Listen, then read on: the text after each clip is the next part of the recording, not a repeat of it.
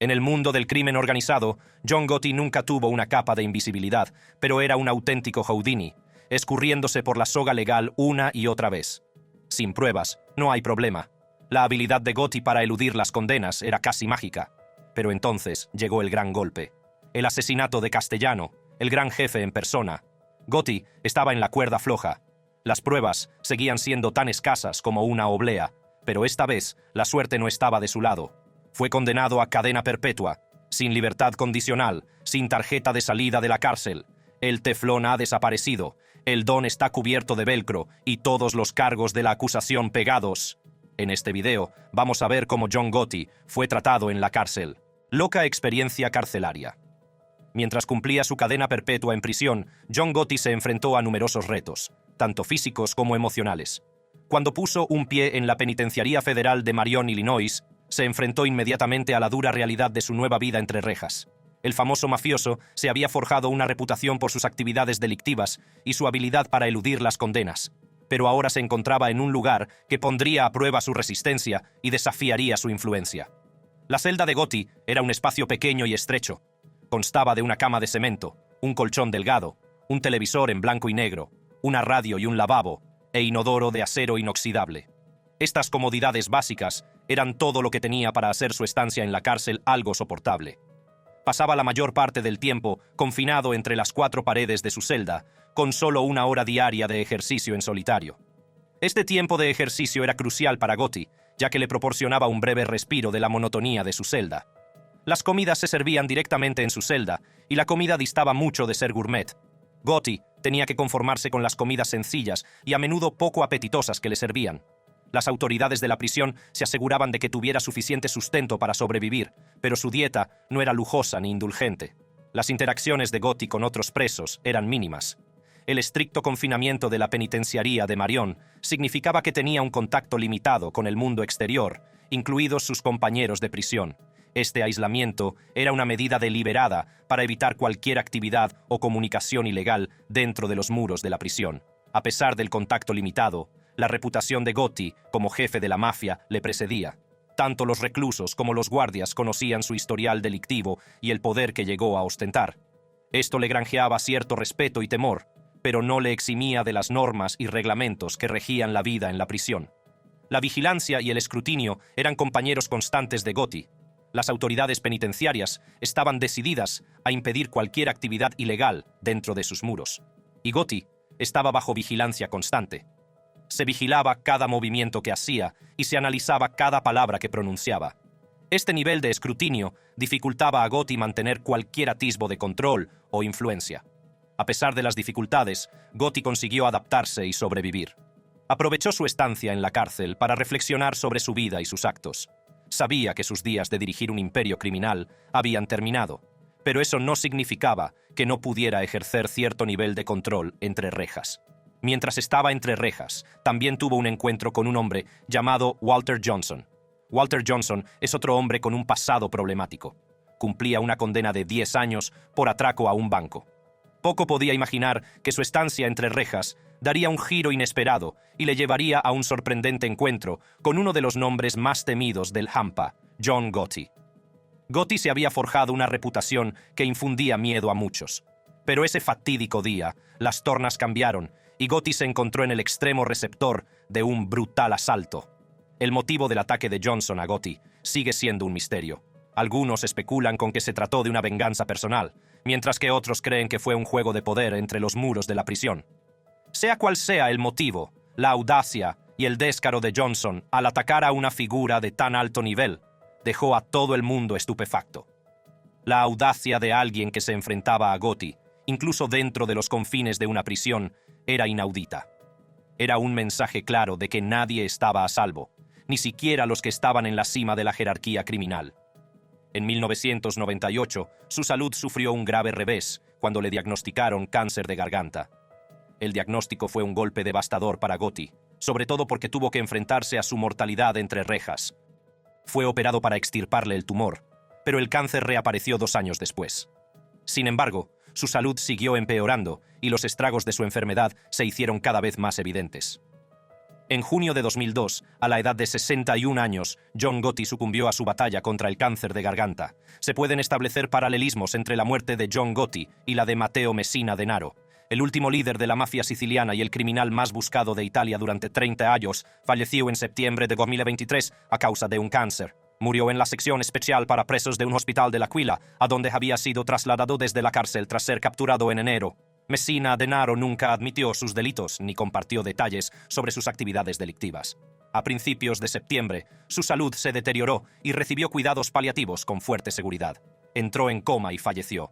En enero, Messina Denaro fue localizado y detenido en un hospital privado de Palermo, conocido por tratar a enfermos de cáncer.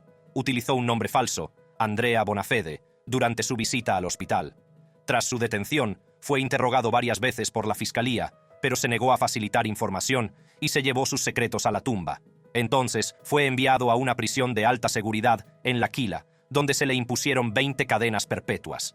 Durante casi 30 años, Messina Denaro consiguió evitar ser capturado por las fuerzas del orden italianas. Se ocultó en 1993 tras unas vacaciones en la Toscana. Era un delincuente buscado que se enfrentaba a numerosos cargos, entre ellos asociación mafiosa, atentados con bomba, robos, posesión de explosivos y participación en unos 40 asesinatos. A pesar de los grandes esfuerzos realizados para atraparlo, vivía a la vista de todos, a solo 6 millas de su casa en Campobello di Mazara, Sicilia. Tras la detención de Bernardo Provenzano en 2006, Messina Denaro asumió discretamente el liderazgo de la mafia siciliana mientras seguía eludiendo a la policía. Esto supuso un duro golpe para la justicia italiana y planteó dudas sobre su capacidad para atraparlo. A pesar de que su rostro aparecía en carteles de «Se busca» dentro y fuera de Italia, Messina Denaro llevaba su vida cotidiana en Sicilia sin preocupaciones. Iba a bares, compraba, comía en restaurantes y disfrutaba de artículos de lujo como un reloj de 35.000 euros. La gran pregunta es, ¿cómo evitó ser capturado durante 3 décadas? Los expertos sugieren que tenía un sistema de protección a 3 niveles. Funcionarios y políticos de alto nivel le proporcionaban seguridad, algunos de los cuales fueron detenidos. Empresarios y profesionales como médicos y abogados formaban un escudo de nivel medio conocido como burguesía mafiosa. A ras de suelo, la gente de su ciudad natal lo veía como un benefactor, no como un delincuente.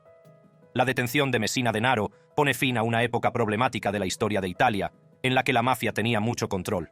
Este periodo estuvo lleno de asesinatos, tiroteos y ataques a jueces, políticos, periodistas e incluso a los tesoros culturales de Italia. El propio Messina Denaro causó unas 50 muertes en las décadas de 1980 y 1990. Al igual que Messina Denaro, la muerte de John Gotti marcó el final de una era y cerró un capítulo de la historia del crimen organizado estadounidense. Acusación. El viaje de John Gotti a la cárcel comenzó en 1985, cuando las tensiones en el seno de la familia Gambino estaban llegando a un punto de ebullición. John Gotti, que era una estrella en ascenso dentro de la organización, se encontró en una encrucijada. El miedo por su propia vida y el creciente desacuerdo sobre el liderazgo de la familia del crimen empujaron a Gotti a tomar una fatídica decisión que cambiaría para siempre el curso de su vida y de Lampa. Al frente de la familia Gambino estaba Paul Castellano, una figura poderosa e influyente que había dirigido la organización durante años, pero la forma en que Castellano dirigía y gestionaba sus negocios molestó a mucha gente de la familia, incluido Gotti. Castellano estaba más metido en delitos no violentos y quería mantenerse alejado de los asuntos habituales del crimen organizado, lo que causó problemas entre el grupo. Gotti, junto con una facción de leales, creía que el liderazgo de Castellano estaba debilitando a la familia y poniendo en peligro sus propias vidas. Le veían fuera de contacto con las calles y desconectado de los valores fundamentales de la organización. Las ambiciones y el deseo de poder de Gotti no hacían sino alimentar la creciente disensión. Como las tensiones seguían aumentando, Gotti hizo un movimiento audaz y atrevido. Mató a Castellano. El asesinato tuvo lugar el 6 de diciembre de 1985, a las puertas de Sparks Steakhouse, en Manhattan. El asesinato de Castellano fue meticulosamente planeado y ejecutado. Gotti, junto con sus socios de confianza, orquestó cuidadosamente el golpe para asegurar su éxito. El asesinato fue llevado a cabo por un equipo de pistoleros que tendieron una emboscada a Castellano y a su subjefe, Thomas Bilotti, cuando llegaban al restaurante.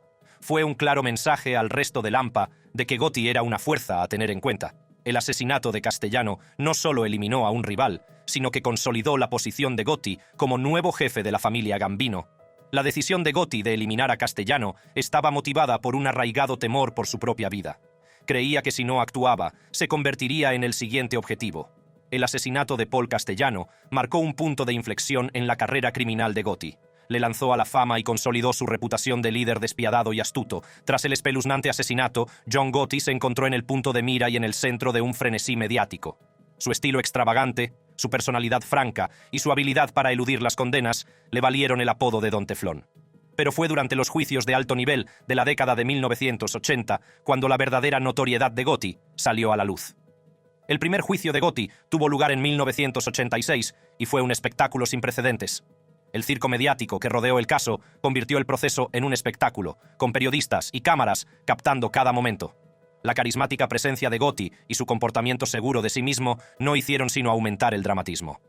A pesar de las abrumadoras pruebas en su contra, incluidas grabaciones de escuchas telefónicas y declaraciones de testigos, Gotti consiguió salir del juicio como un hombre libre. El jurado, manchado por acusaciones de manipulación y mala conducta, le absolvió de todos los cargos. Fue una victoria asombrosa para Gotti y un golpe para el sistema judicial, pero los juicios estaban lejos de terminar. En 1987, Gotti se enfrentó a un segundo juicio, esta vez por asociación ilícita. Una vez más, el frenesí mediático en torno al caso alcanzó su punto álgido. El público se sintió cautivado por la figura de Gotti, que parecía intocable ante el cúmulo de pruebas. El segundo juicio terminó en juicio nulo, sin que el jurado pudiera llegar a un veredicto. Fue un revés para la acusación, pero no hizo sino avivar la fascinación del público por Gotti. Los medios de comunicación continuaron siguiendo todos sus movimientos y su reputación como el Don de Teflón se hizo más fuerte. Finalmente, en 1992, Gotti se enfrentó a su tercer y más importante juicio. Esta vez, los cargos contra él incluían asesinato, conspiración y crimen organizado. El juicio fue muy publicitado, con los medios de comunicación analizando cada detalle y el público esperando ansiosamente el resultado. Durante el juicio salieron a la luz revelaciones impactantes. Se descubrió que los juicios anteriores se habían visto empañados por la manipulación del jurado, la mala conducta de los jurados y la intimidación de los testigos. El sistema judicial se había visto comprometido y Gotti se había beneficiado de estas prácticas corruptas. A pesar de las revelaciones, la acusación presentó un caso sólido contra Gotti. Las grabaciones telefónicas captaron sus conversaciones sobre actividades delictivas y los testigos declararon su participación en varios delitos. Las pruebas parecían abrumadoras y muchos creyeron que la suerte de Gotti se había acabado. Sin embargo, en un sorprendente giro de los acontecimientos, Gotti consiguió una vez más eludir la condena. El jurado, a pesar de las abrumadoras pruebas, le absolvió de todos los cargos, excepto el de evasión fiscal. Fue un resultado sorprendente que dejó a muchos cuestionando la integridad del sistema judicial. Los juicios y las absoluciones de John Gotti fueron un testimonio de su capacidad para manipular el sistema y eludir la justicia. Sin embargo, la caída de John Gotti se hizo esperar. A pesar de su habilidad para eludir las condenas en el pasado, la ley acabó por alcanzarle. Gotti se enfrentó a una larga lista de cargos, desde asesinato y chantaje hasta obstrucción a la justicia, evasión fiscal, juego ilegal, extorsión y usura. En 1992, Gotti fue juzgado de nuevo, enfrentándose a los cargos más importantes de su carrera criminal. Las pruebas en su contra eran abrumadoras, y esta vez no habría escapatoria. La acusación presentó un caso sólido, detallando meticulosamente la participación de Gotti en diversas actividades delictivas. Los cargos de asesinato pesaban mucho sobre Gotti. Se le acusaba de ordenar y orquestar la muerte de varias personas, entre ellas miembros de familias criminales rivales. La violencia y la crueldad que le habían llevado al poder eran ahora pruebas irrefutables en su contra. Los cargos de crimen organizado reforzaron aún más la acusación contra Gotti. La acusación presentó el retrato de una empresa criminal dirigida por Gotti, con actividades ilegales que iban desde la extorsión y la usura hasta las operaciones ilegales de juego. El alcance de su imperio criminal era enorme y las pruebas innegables. La obstrucción a la justicia fue otro de los cargos a los que se enfrentó Gotti. La Fiscalía presentó pruebas de intimidación y manipulación de testigos, destacando los esfuerzos de Gotti por silenciar a quienes podían testificar contra él. Fue una clara demostración de su voluntad de hacer lo que fuera necesario para proteger su imperio. Pero Gotti no solo se enfrentó a delitos violentos y actividades ilegales. También se presentaron cargos contra él por evasión de impuestos, que revelaron sus intentos de eludir el pago de la parte que le correspondía al gobierno. El juicio fue un espectáculo mediático, en el que el público seguía con interés cada giro. El otrora carismático e intocable Gotti se encontraba ahora al otro lado del tribunal, afrontando las consecuencias de sus actos. La fascinación del público por su historia se había convertido en un deseo de justicia.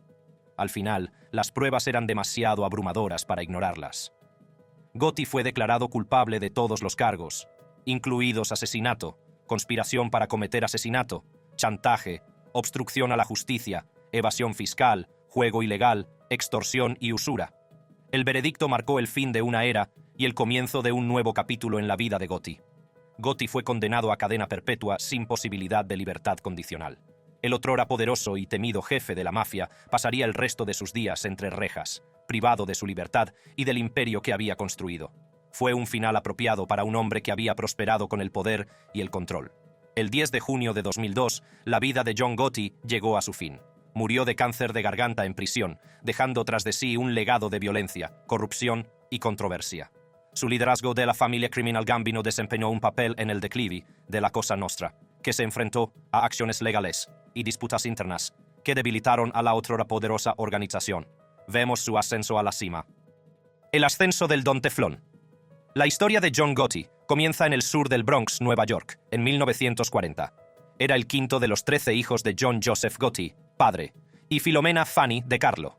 La familia Gotti, que procedía de San Giuseppe Vesuviano, Nápoles, tenía dificultades económicas. John padre trabajaba como jornalero y tenía problemas con el juego, lo que dificultaba a la familia llegar a fin de mes. Por desgracia, 2 de sus hijos murieron por no poder pagar una atención sanitaria adecuada, lo que disgustó mucho al joven John Jr. John Jr. era conocido por su mal genio y por meterse en peleas desde su época escolar. Para mantener a sus hijos alejados de la delincuencia, su padre, Gotti padre, trasladó a la familia a los muelles de Brooklyn, una zona controlada por Albert Anastasia. Sin embargo, pronto se vieron obligados a marcharse. Un año después, se trasladaron a East New York, un lugar lleno de miembros de la Cosa Nostra. Fue aquí donde John Jr. se involucró con bandas callejeras relacionadas con la mafia estadounidense. Con solo 14 años, Gotti tuvo su primer encontronazo con la ley. Intentó robar una hormigonera y acabó aplastándose los dedos de los pies, lo que le provocó una cojera permanente. A los 16 años, ya había abandonado el instituto Franklin K. Lane Junior High, conocido por sus bravuconadas y sus faltas a clase. Se unió a una banda local y acabó convirtiéndose en su líder. Esta banda se llamaba los Fulton Rockaway Boys e incluía a futuros mafiosos Gambino, como Angelo Ruggiero, y Wilfred Willie Boy Johnson.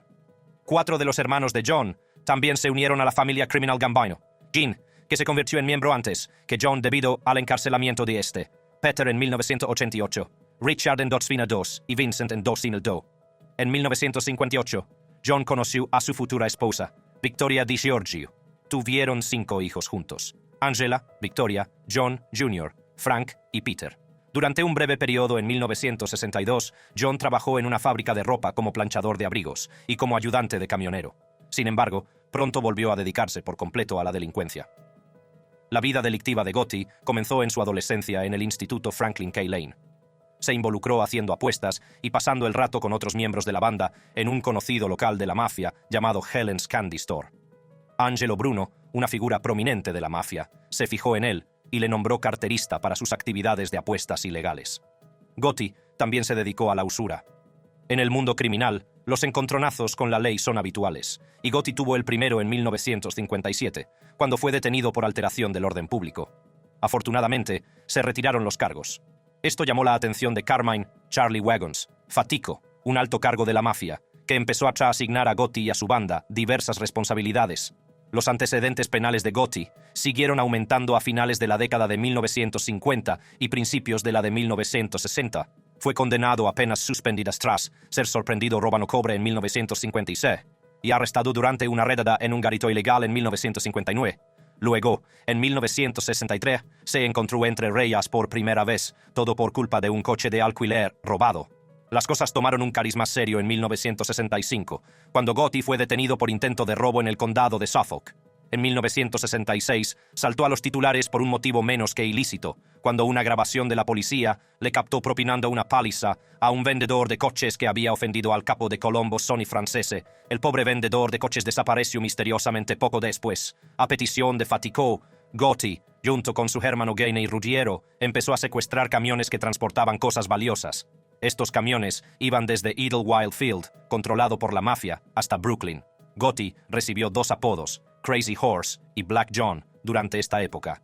También conoció a su futuro mentor y patrón, el subjefe Anielo Neal de la Croce. Sin embargo, los días de Gotti como secuestrador de camiones terminaron cuando le pillaron infraganti durante un atraco el 1 de diciembre de 1967. El FBI también le oyó planear otros 2 secuestros. Luego, en 1969, John Gotti se metió en problemas y fue enviado a un lugar llamado Penitenciaría Federal de Lewisburg, en Pensilvania, durante 4 años. Sorprendentemente, para los mafiosos italoamericanos como él, era un lugar familiar y cómodo. Allí tenían mucha influencia. Mientras estuvo en Lewisburg, Gotti aprendió mucho sobre el crimen organizado de un tipo llamado Carmine Galante, que era un pez gordo de la familia Bonanno. 3 años después, Gotti salió de la cárcel en libertad condicional, pero era una persona diferente y sabía mucho más sobre el mundo del crimen organizado.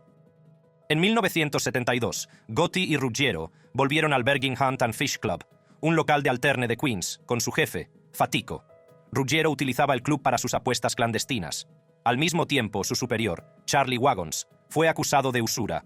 Curiosamente, eligió a Gotti, que aún no era miembro de pleno derecho de la mafia, como líder en funciones de la banda de Bergin. Durante este tiempo, Gotti se acercó a Neal de la Croce y se conocieron en el local de la Croce, el Ravenite Social Club, en Little Italy. En 1973 se produjo un trágico suceso cuando Emanuel Manny Gambino, de 29 años, hijo del jefe de la familia Gambino, Carlo Gambino, fue secuestrado por un gángster irlandés llamado James McBratney. Aunque se pagó el rescate, McBratney mató a Manny y escondió su cadáver en un depósito de municiones. En 1974, Gotti y su banda, incluidos Ruggiero y Galeone, tenían la misión de vengarse de McBratney por lo terrible que había hecho. Intentaron engañar a McBratney haciéndose pasar por policías y sacándole de un bar el 22 de mayo. Pero su plan no funcionó, y McBratney acabó siendo asesinado por Galeone antes de lo que habían planeado. Desgraciadamente para Galeone, la operación fallida tuvo consecuencias. El FBI se dio cuenta de las acciones de Gotti y, en junio de 1974, empezó a investigarle. Le identificaron basándose en descripciones de testigos e información de un tipo llamado Wilfred Johnson, que sabía lo que estaba pasando. El 2 de junio de 1975, Gotti tuvo que lidiar con las consecuencias legales. Le impusieron una condena condicional de 4 años por intento de homicidio en segundo grado. Tuvo suerte de contar con un abogado experto, Roy Cohn, que le ayudó a evitar un castigo más severo. Después, Gotti se vengó de Vito Borelli, un socio de los Gambino que había faltado al respeto al jefe en funciones, Paul Castellano, saliendo con la hija de este.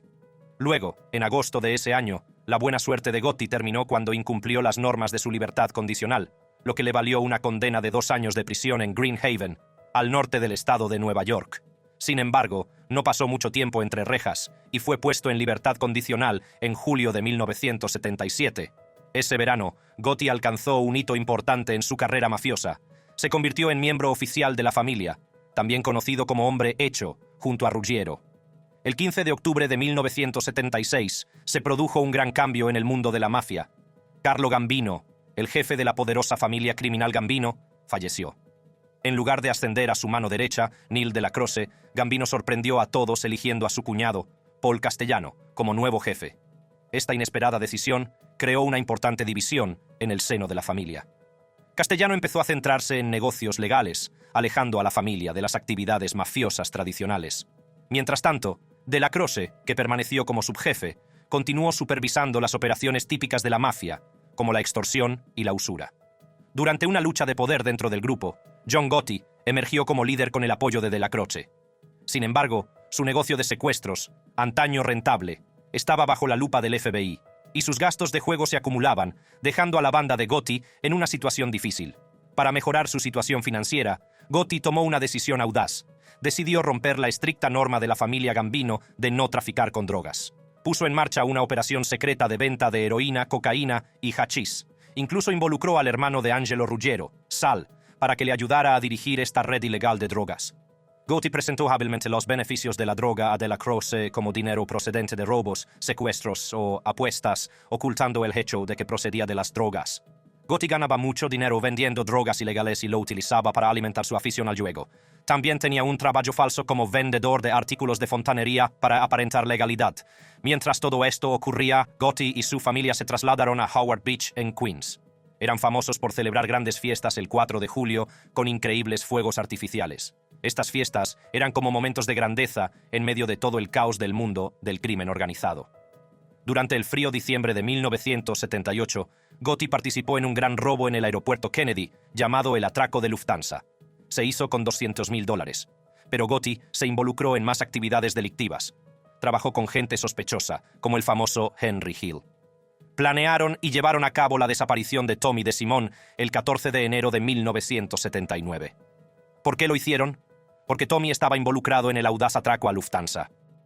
En agosto de ese mismo año, Gotti, junto con Ruggiero y el misterioso Willie Boy, fueron a la soleada Miami. Su misión era ayudar a De la Croce, haciendo desaparecer a Tony Plate, que se enfrentaba a problemas legales por usura. La presencia conjunta de la Croce y Plate en los tribunales sería una mala noticia para De la Croce, así que Gotti y su banda intervinieron. Plate salió de su hotel de Miami para una supuesta reunión con Gotti, y después de eso, desapareció sin dejar rastro. En 1980, a Gotti le iba bien en su carrera mafiosa. Fue ascendido al puesto de capo y, por su cumpleaños, recibió un lujoso coche Lincoln nuevo como regalo de su familia mafiosa. Sin embargo, en marzo de ese año, sobrevino la tragedia. Frank, el hijo de 12 años de Gotti, tuvo un terrible accidente y murió atropellado accidentalmente por su vecino, John Favara, de Howard Beach. Gotti se preocupaba mucho por Frank y quería que abandonara la mafia. Cuando la esposa de Gotti, Victoria, presionó para que lo hiciera, Gotti decidió vengarse. Esperó a que Favara estuviera de vacaciones en Florida, y entonces él y sus socios lo secuestraron a la puerta de su casa el 28 de junio. Lamentablemente, Favara desapareció sin dejar rastro.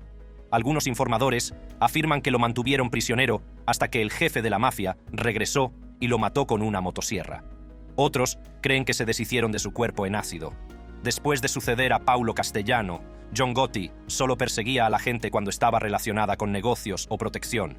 Ordenaba matar a quienes se cruzaban en su camino, parecían peligrosos o podían estar relacionados con las fuerzas del orden. También consideraba las peticiones para eliminar a otros mafiosos, pero él tenía la última palabra en estas decisiones. Salvo en el caso de John Favara, implicado accidentalmente en la muerte de su hijo, los golpes de Gotti estaban relacionados principalmente con los negocios. Durante su época como líder de la Gambino Crime Family, Gotti no cometía los asesinatos él mismo. Hacía que sus subordinados y asesinos a sueldo lo hicieran, normalmente con tiroteos a corta distancia. Los asesinatos de Castellano y Bilotti fueron perpetrados por un grupo de sicarios que vestían atuendos a juego, como gabardinas y sombreros de piel, para confundir a los testigos. Para evitar ser captado por las escuchas telefónicas y la vigilancia, Gotti solía mantener conversaciones mientras paseaba por el exterior de su club. Incluso tenía un apartamento secreto encima del club por este motivo. Si te ha gustado este video, haz clic en la tarjeta que aparece ahora mismo en tu pantalla para ver más videos que sacan a la luz crímenes atroces.